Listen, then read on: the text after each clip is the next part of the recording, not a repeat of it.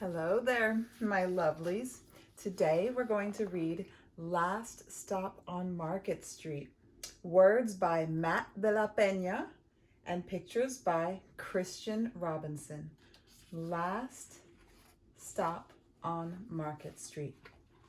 CJ pushed through the church doors, skipped down the steps.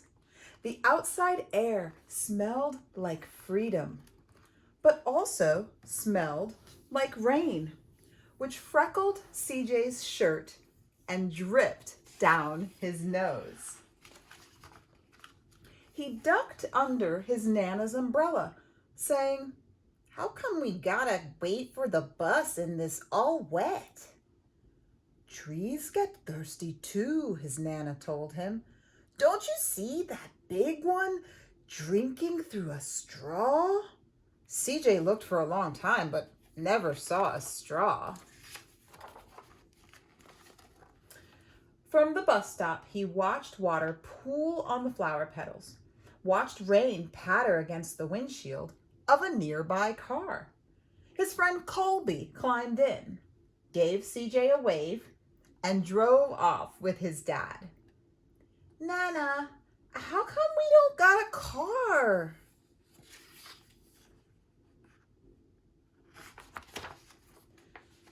"Boy, what do we need a car for? We got a bus that breathes fire. And old Mr. Dennis, who always has a trick for you." The bus creaked to a stop in front of them. It sighed and sagged, and the doors swung open. "What's that I see?" Mr. Dennis asked.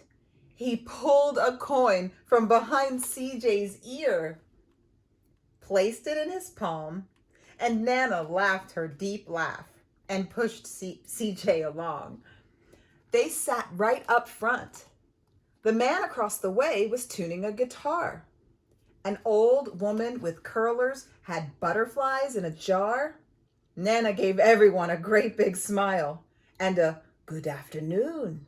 She made sure CJ did the same. The bus lurched forward, whoop, and stopped. Nana hummed as she knit. "How come we always gotta go here after church?" CJ said. "Miguel and Colby never have to go nowhere." "I feel sorry for those boys," she told him. "They'll never get a chance to meet Bobo or the sunglasses man. And I hear Trixie got herself a brand new hat." CJ stared out the window, feeling sorry for himself. He watched cars zip by on either side, watched a group of boys hop curbs on bikes. A man climbed aboard with a spotted dog. CJ gave up his seat. "How come that man can't see?" "Boy, what do you know about seeing?" Nana told him. "Some people watch the world with their ears." "That's a fact. Their noses too," the man said, sniffing the air. "That's a mighty fine perfume you're wearing today, ma'am." Nana squeezed the man's hand and laughed her deep laugh.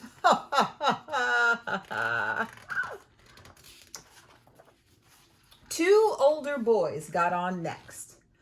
CJ watched as they moved on by and stood in back. "Sure wish I had one of those," he said.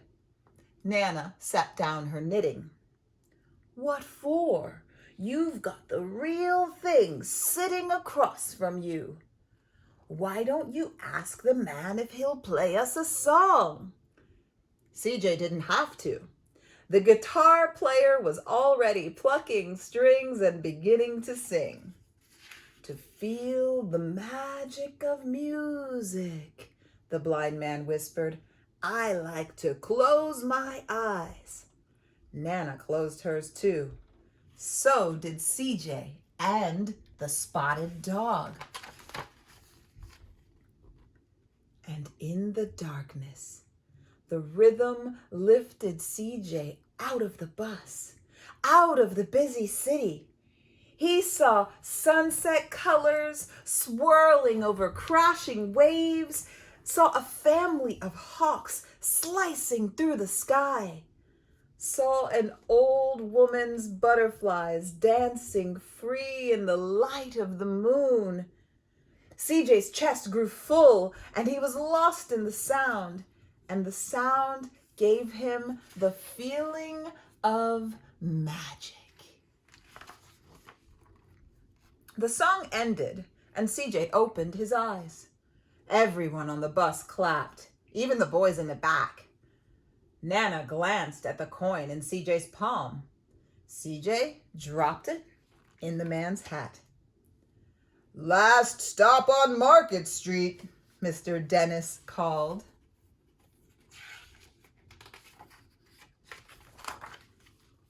CJ looked around as he stepped off the bus. Crumbling sidewalks and broken down doors, graffiti-tagged windows and boarded-up stores. He reached for his Nana's hand. "How come it's always so dirty over here?" She smiled and pointed to the sky. "Sometimes when you're surrounded by dirt, CJ, you're a better witness for what is beautiful."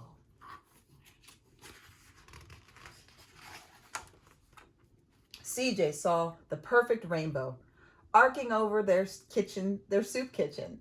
He wondered how his Nana always found beautiful where he never even thought to look. He looked around them again, at the bus rounding the corner out of sight, and the broken street lamps still lit up bright, and the stray cat shadows moving across the wall.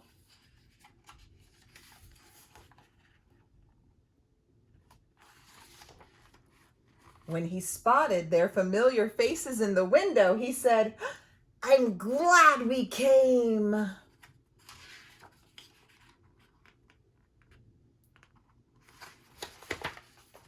He thought his Nana might laugh her deep laugh, but she didn't. She patted him on the head and told him, "Me too, CJ. Now, come on."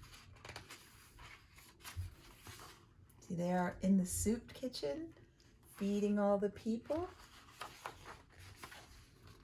And there's CJ and his Nana right there at the bus stop. So this story is dedicated to one of my fans named Harry, who's 6 years old. Thank you, Harry, so much for watching, and thank you to all of you for watching too. Last Stop on Market Street is such a lovely book. CJ gets to spend time with his grandmother, and just in doing the normal things that they do in the day, he has an opportunity to see things different ways. Sometimes we get focused on the things we don't like, and we complain about the things that aren't going our way or the things that we don't like very much. And when that happens, you always have a choice. You can pay attention to the things that you don't like, but you can find the beautiful things. And you can remember the things that you do like. So you can look for the rainbows. Maybe you can see an actual rainbow, but maybe what you can find is something else.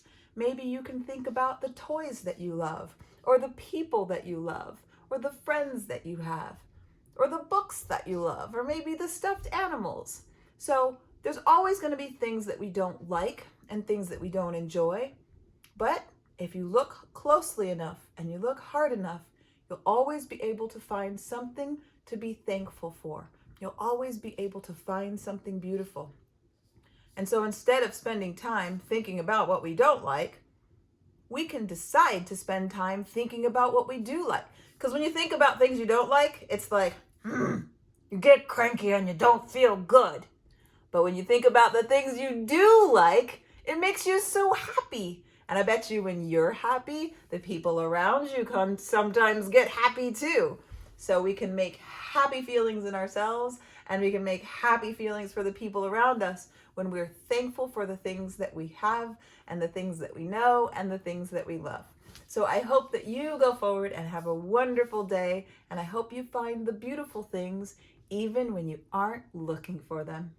Have a wonderful day. Love you so much. Mwah.